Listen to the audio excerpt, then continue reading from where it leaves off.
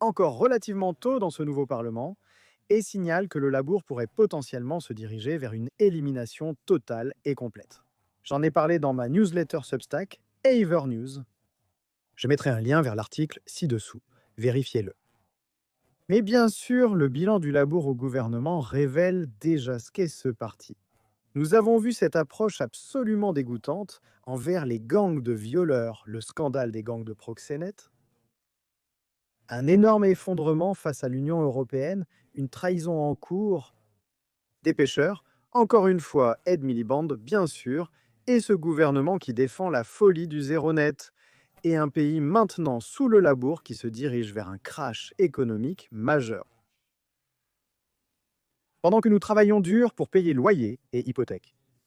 Eh bien, regardez ce que vous obtenez si vous traversez sur un petit bateau de la France à l'Angleterre, illégalement sous le gouvernement travailliste.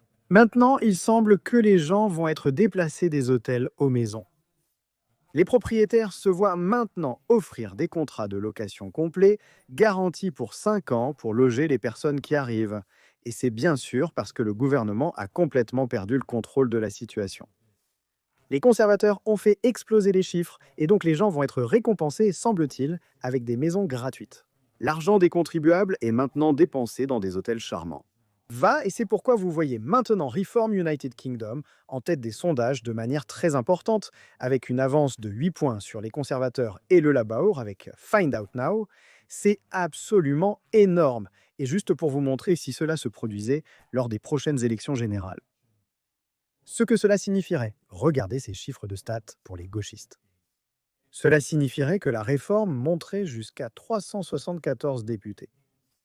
Les libéraux démocrates deviendraient le deuxième parti avec 81 députés.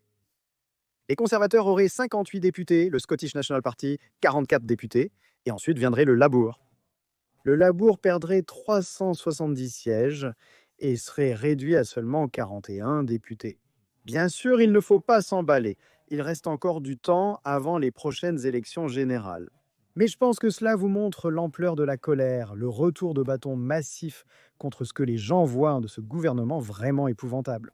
N'hésitez pas à me faire part de vos réflexions à ce sujet dans les commentaires ci-dessous. Et bien sûr, comme toujours, merci d'avoir regardé.